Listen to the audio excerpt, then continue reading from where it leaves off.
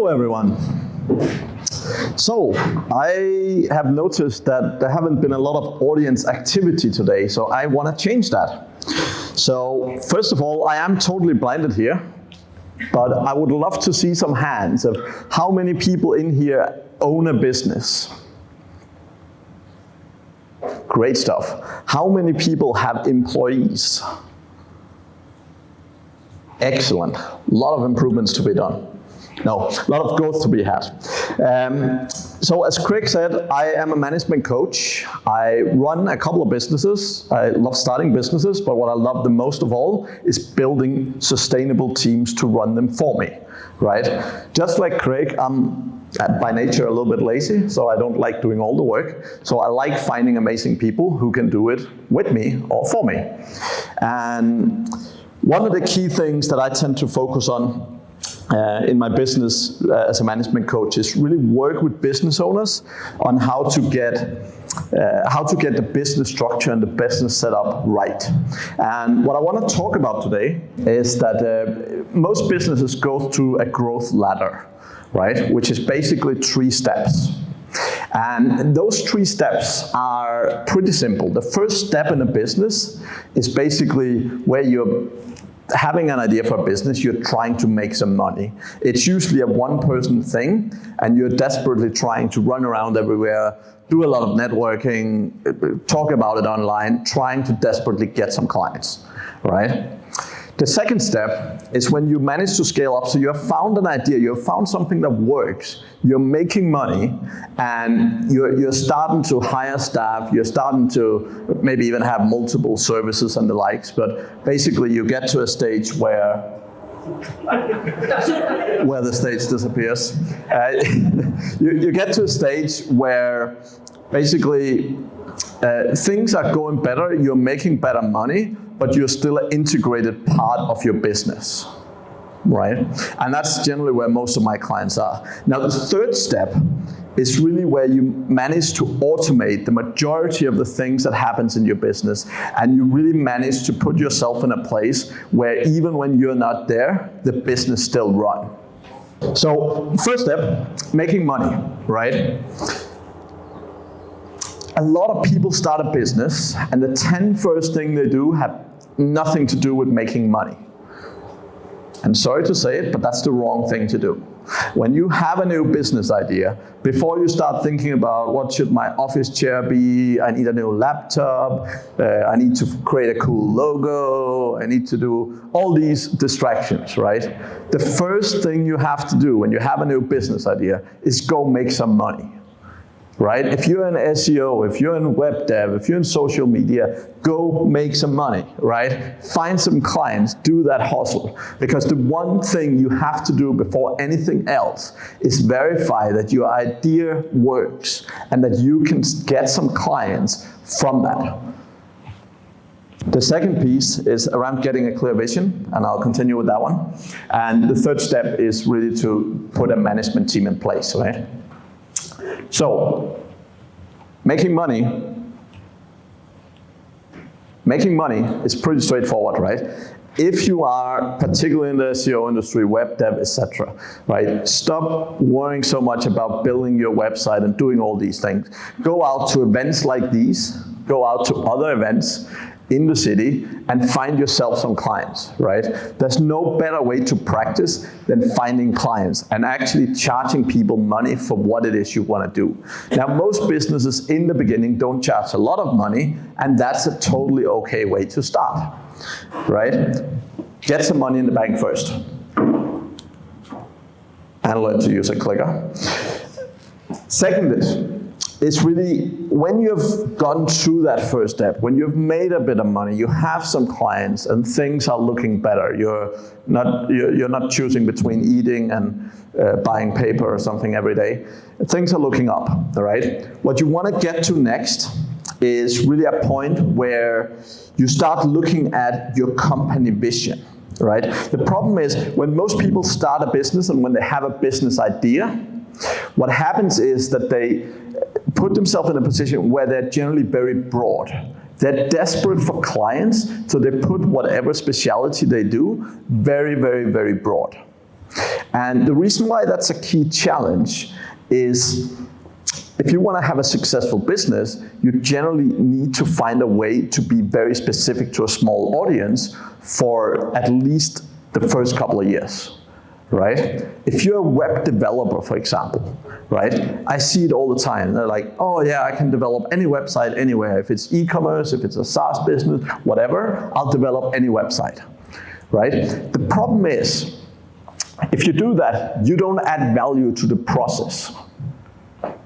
And what do I mean with that? What I mean is, like, most people that go to a web developer, the web developer is, oh, well, what do you want? What should it look like? What color should it be? What buttons do you want? Right? And the problem with that approach is you're not adding value. Right? If you have to add value, you need to, one, understand your client. And if one day you work with a hairdresser and the next day you work with an army, navy, whatever, like, you're not going to know the clients really well. However, if you actually pick a niche, and if you keep working with the same types of clients consistently, you start actually gaining knowledge that will make you able to build significantly more. Right? So as an example, let's say you want to go work with carpenters, and you do 5 jobs, you do 10 jobs, you do an amount of jobs with carpenters, and suddenly, one, you understand all the lingo, because you've had to build the website, you've had to understand the different words. 2, you start seeing what works, right? The fundamental is, if you're a web developer, you don't want to ask your customer, what do you want, what do you want, what do you want? You want to tell the customer, you want to guide the customer. And this is what I do, you are the kind of business I work with, and here's what you should do. Here's what worked for other people in your position. Right? And that's the difference between selling website for $500 and selling website for $5 grand, 10 grand, 50 grand, right? If you know what works, if you know what converts, if you know what is going to get the clients the most sales, you can put yourself in a much, much different position. And most importantly, getting to the second step, which is around the niching down, the whole important piece about that is when you do the same thing again and again, it becomes repeatable and scalable. The problem, most SEOs, most web developers, etc., every time I talk with them, they're like, oh, I can't replace myself because no one else can do what I do. And the reason for that is because every single time they do something different. If they work with an e-commerce store one day and they work with a small local business the other day, no one in their team understands all of SEO as well as they do. Right? Now, if you break it down, if you say, I mean, we had a couple of good guys up here, and they're like, we work with local clients, right? And if you always work with local clients, as an example, if you have a clear-cut process that says, this is the 10 steps we do every single time we build a website for a client, or these are the 10 steps we do every single time we have an SEO client, it's much, much easier to put that into SOPs, into specific processes that can be executed again and again. And this is exactly where you put yourself in a position to be able to really log in your work in a way that you don't need to continuously provide the same solutions, right? And lastly, focus. So again, the problem with doing anyone, anywhere can be my customer, the problem is it also takes you significantly more time, because every time you have to start from scratch, you have to discover who's the customer, and very often you lose focus. Now, a lot of the clients I work with, I go in and I start by doing the 80-20. Where do you make 80% of your money? Where do you spend 80% of your time? And in pretty much every single case, those two things doesn't match, right? They have one product that's doing amazing, they build another second product, it's pretty crap, they don't sell a lot, but they spend so much time and effort on this little product that's a tiny, tiny piece of their business, but they're like, oh, we should have more things, right? Now, and I mean, the guys up here earlier were, I'm sure, doing a really good job, right? But again, if you're starting out from day one, don't try and do all the things they do. Don't try and do SEO, PPC, social media, the whole way around, right? Because again, you're very unlikely going to be really good at all of those things, right? So if you build a huge agency, if you have expertise in all the areas eventually, it can make sense to go into it. But again, my recommendation is actually, so what people do is they start building websites for carpenters, and then they say, okay, now we want to scale, so we do the same for someone else. Now the problem is, to scale a business successfully, you're really looking to increase the customer lifetime value. And that means how much money one customer pays you. Because the more profit one customer makes for you, the more money you can afford to pay to acquire that customer. And the problem is, if you have a simple process like building a website and you scale that out to other industries, the challenge is your customer lifetime value will most likely stay the same. Whereas if you do like the guys up here earlier and start adding more services, so you can still be in a specific vertical and a specific niche that you start learning really well, but then adding more services to serve those specific clients can help you big time in upping the amount of money that you charge the clients that you get, right? And that's where focus is really, really critical, because if you are able to focus specifically on that, you can really grow your business. And it makes it significantly easier to delegate. It makes it significantly easier for you to get more people to do and generally grow. Now, the next thing, which is what I love doing, is all about team management, right? A lot of people, when they hire the first couple of people, they screw up. And it's logical, because just like when I made my first hires, I probably screwed up too. One of the key things you have to have in mind, if you're looking to build a bigger business, right, the first couple of people you have ideally can grow with you. Right? Because if you get people in the beginning with you, you're really wanting them to grow up in the organization as the company grows. And a lot of the time I see businesses hire someone and say, oh yeah, this person is just cheap, but they're not going to be here for a long time. And you know, they're hiring people that they actually know aren't good enough, but they hire them anyway. Right? Because they need someone to fulfill an urgent need. The number one most important thing, like your 5, maybe even 10 first hires, it have to be people that you see a future in. And I love the apprentice model they were talking about earlier, right? It's much better bringing in someone that you can see in the company 10 years from now. Doesn't mean they'll be there 10 years later, but at least someone who have the potential to be there 10 years from now, rather than going out and hiring some expert that you can only afford to pay for 6 months or a year, right? So again, like when you're looking at your first staff, it's really critical to be able to see the vision, right? I always, and I do it consistently, I always look at typical companies, and they all have a sort of sales department, they all have an operations department, and they all have a finance department. And my 3 first hires, ideally people that I can see go into those departments and manage those longer terms. It doesn't mean they have the skill set today, but it means it's people that I see going that route. Right? Now the second thing is helping people grow. And particularly in the SEO industry, we suck at that. And I say we because I've been in the industry for a very long time. But the thing about SEOs is we're very detail-oriented and we're very perfectionist. Right? When we hire people, we want to tell them what to do, exactly what to do, exactly how to do it. And every time they don't do exactly what we want them to do, we scream and shout at them. Or at least some people do. The fundamental here is to grow people. The way most people here learn skills is just like employees would learn skills. It's by trial and error. Now, there's obviously some benefits in you having some experience that you can share with your team, because that will put you in a position where some of the basic errors they don't need to make. But reality is, most people learning SEO is by doing SEO, right? Learning web development is by doing web development.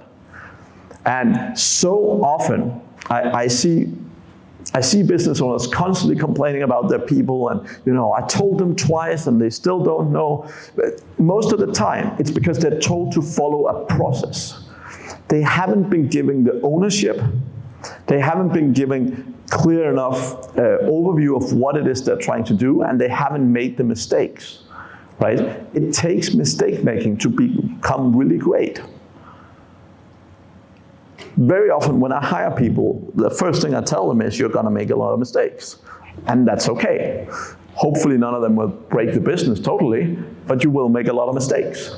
And from an SEO mindset, that's really a mindset you wanna get into, right? Now, the guy said, make sure your employees don't go buy safe links, and that could be a safe thing. But really what you wanna make sure is that you give people the ownership and the responsibility to learn, right? And that you really give them opportunity to both have your support, but also learn on them for themselves, right? Because that's the way people grow. Now, the number one thing for me is always talking to people face to face or Skype to Skype or whatever it's called on a weekly basis, right? In this industry particularly, there's a lot of people who work with people elsewhere in the world. I spoke with a client 2 days ago that just started, and he had a Serbian, two Serbians actually, working for him, and one of them had worked for him 3 years, and he had never had a Skype voice call. For 3 years, the only way they've ever communicated was on Skype typing chat, right? How good a relationship do you think those two people have? Exactly, not amazing, right? One of the key things, when you're growing people, when you're building a company, you want to make sure people stay with you for a very long time. And one of the key things in making sure people are happy, people develop, and people grow is actually talking to them.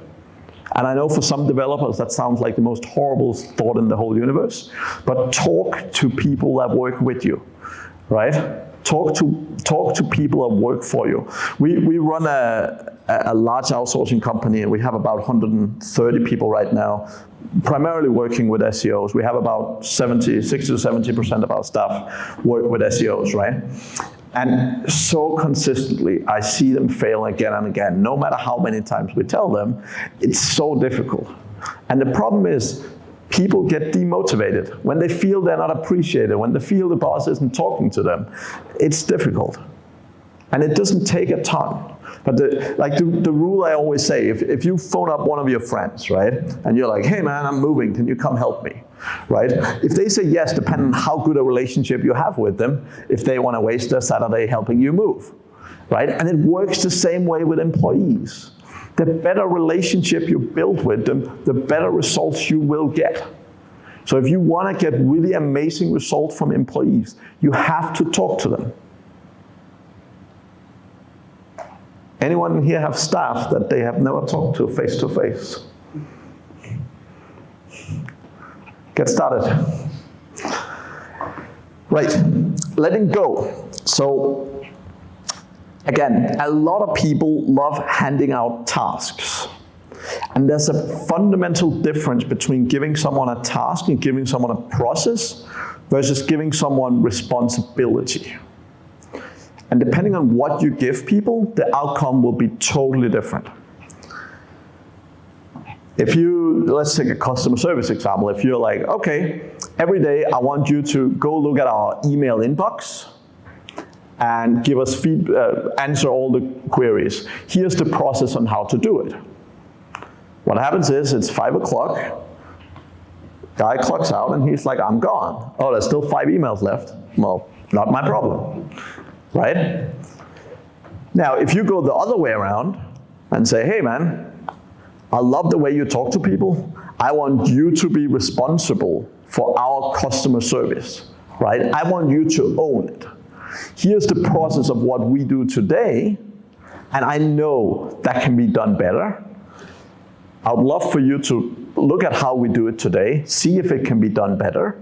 But first and foremost, I want you to own the customer service. So in the future, I want to talk with you as the owner of customer service, and I want to hear your feedback, your ideas, and I want to make sure you become the best in the company at this stuff. right? The difference of what you get out of people by telling them directly, giving them ownership directly versus giving them the task is so fundamentally different, and it makes such a big difference in the overall view, right?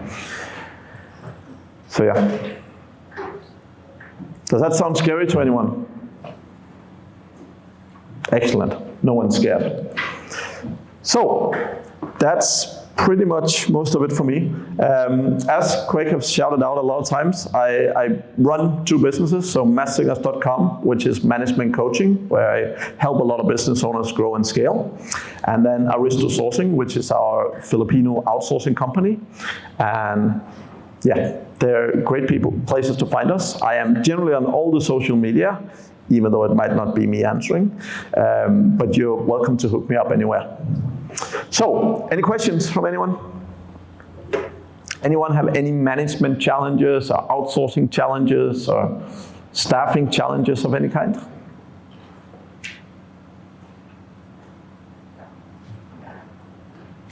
Excellent, that sounds very easy. Too shy, you can't in the bar after. I'm sure you'll be hanging out for a wee bit. Definitely. Yeah, so you'll be catching the bar if you want to buy rods. But thanks again, Mads. Thank you.